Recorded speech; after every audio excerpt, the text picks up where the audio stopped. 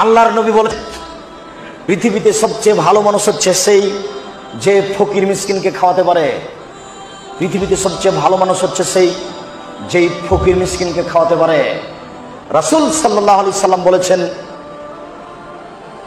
আস-সাইলাল আলমিলাল মাসাকিন, ফকির মিসকিনকে খাওয়ালে 3টি আমলের নেকি হয়।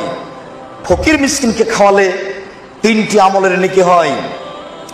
1, আল্লাহর পথে যুদ্ধ করলে যত নেকি হয় ফকির মিসকিনকে খাওয়ালে তত নেকি হয়।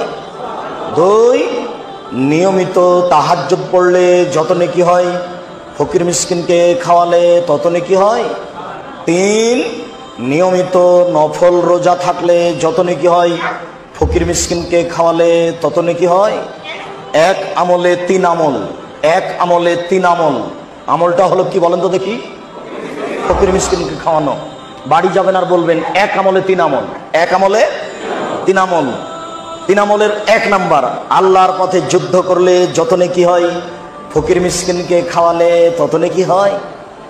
নিয়মিত তাহাজ্জুদ পড়লে যত নেকি হয় ফকির মিসকিনকে খাওয়ালে তত নেকি হয়।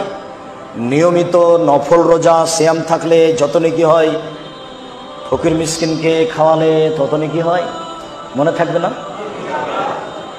আপনার বাপের অভ্যাস ছিল মসজিদ থেকে ফকির ধরে আনা, বাড়িতে ছিল 2 জন কিষান কামলা, আপনারা ছিলেন 10 ভাই বোন।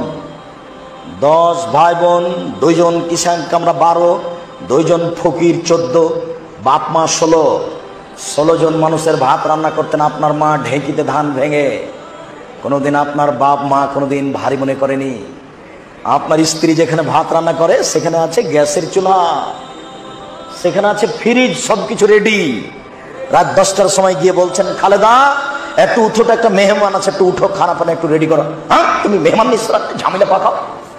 নাক শিখিয়ে দিল, এই বউ তালাক দিতে হবে, এর নাম হস্তিনী। এ দিয়ে সংসার চলবে না। আমি বউ তালাক দিতে বলিনি, তবে পরামর্শ দিচ্ছি।